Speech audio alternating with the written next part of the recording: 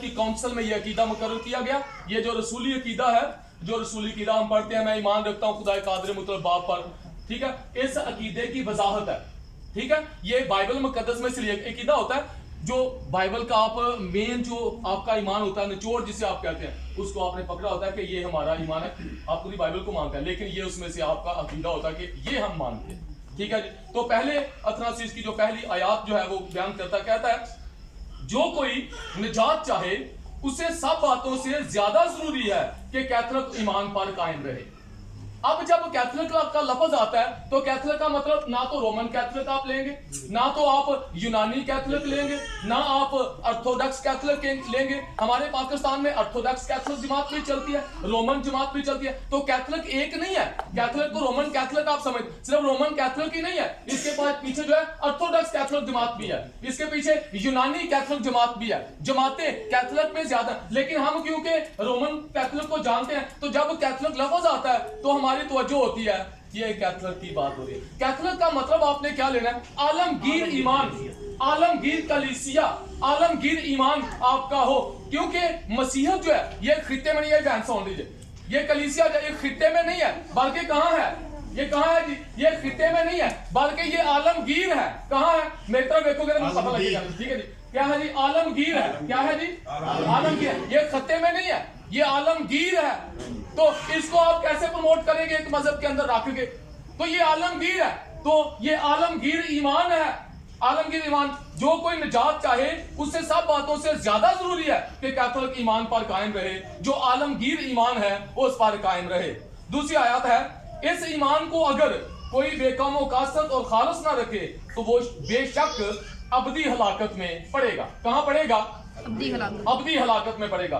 कौन? जो इस ईमान को अगर कोई बेकमो कासत और खालस ना रखे, जो ईमान, जो अकीदा बाइबल में दर्ज है, जो यसु मसीह का अकीदा हम अपने मसीही दीन में रखते हैं, अगर ये अकीदा दुरुस्त ना रखा गया, अगर इसकी खबरगिरी ना की गई, अगर इसमें इसको खालस ना रखा जाए तो वो बेशक कहां जाएगा?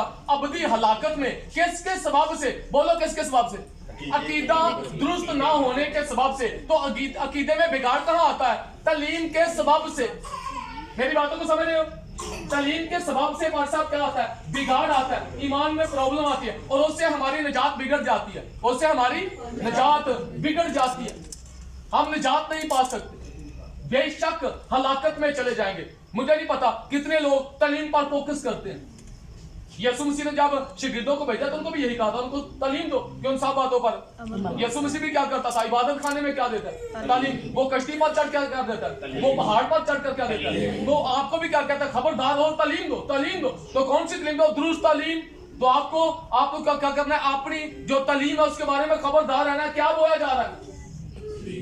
और बीज कौन सा? कड़वे दाने ना आ जाए, गलत बीज ना आ जाए, बीज ना ले जाइए। चलो जितो मिला पहले तो भरे ना, बाद में जड़ी बूटियां निकल आन, कड़वा आ जाए तो फिर फंसे रहो से। ठीक है जी, सुनिए मेरी बात।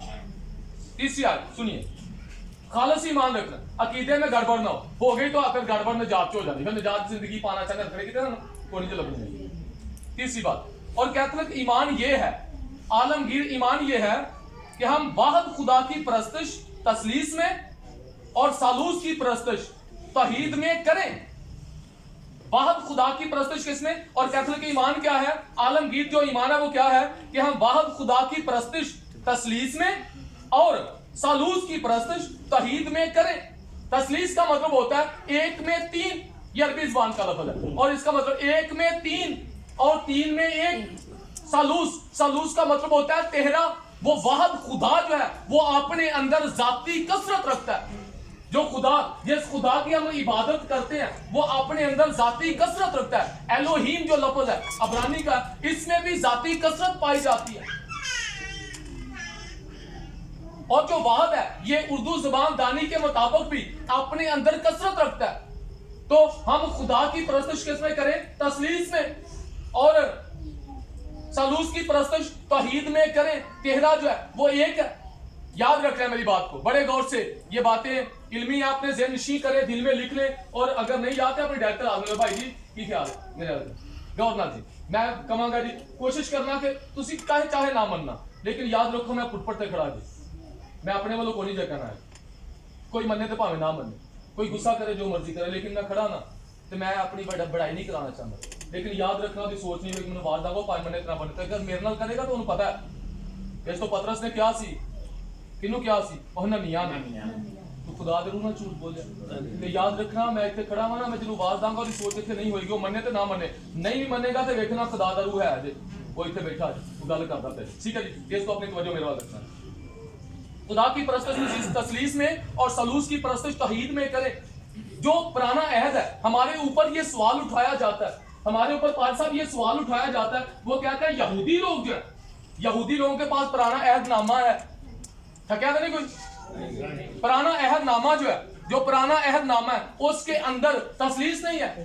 اگر تسلیس ہے تو یہودی جو ہے وہ تسلیس کیوں نہیں مانتے؟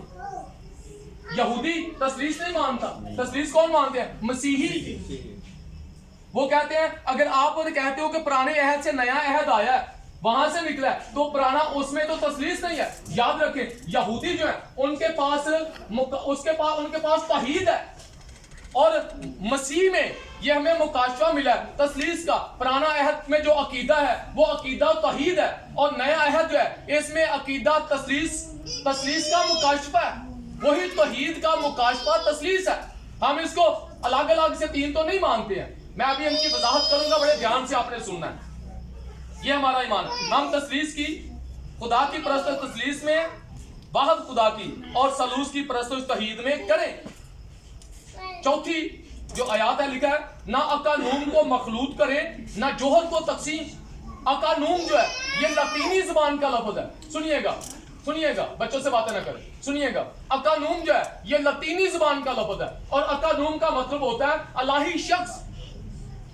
اکانوم کا کیا مطلب ہے؟ اثر پڑھنا باپ اکانوم اول, بیٹا اکانوم دوم, روح القدس اکانوم سوم. تو اکانوم جو لفظ ہے اس کا مطلب ہوتا ہے اکانوم الہی شخص, باپ الہی شخص, بیٹا الہی شخص, روح القدس